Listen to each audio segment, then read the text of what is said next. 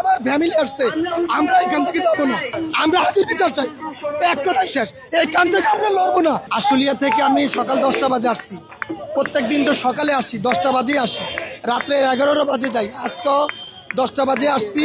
একমাত্র আসার উদ্দেশ্য হলো ভাই হাদি ভাইয়ের যে অনুপ্রেরণা ছিল, ইমানি চেতনা ছিল যে অন্তত আমি যদি এই দেশের জন্য কিছু নাও করতে পারি, যদি মারা যাই, তাহলে অন্তত আমার বিচারটা যাতে এই দেশে হয়।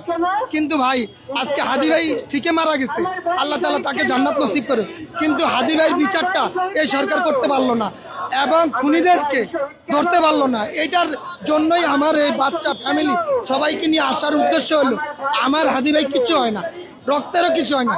আমি আমার ইমানি দায়িত্ব থেকে, আমি আমার দেশপ্রেমের দায়িত্ব থেকে আমি হাদি ভাইয়ের বিচারের দাবিতে এখানে আসা।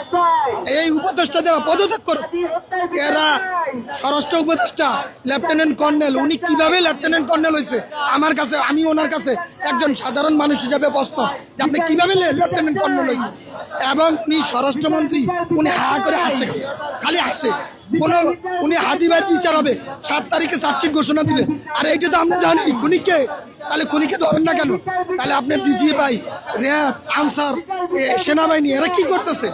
এদেরকে তাহলে বহিষ্কার করেন আপনি, আর নাহলে আপনি নিজে পদত্যাগ করেন। আমার একটাই দাবি, আর কোনো দাবি নেই, হাদি ভাইয়ের বিচার হোক। ইনশাল্লাহ আমরা এটাই দাবি চাই।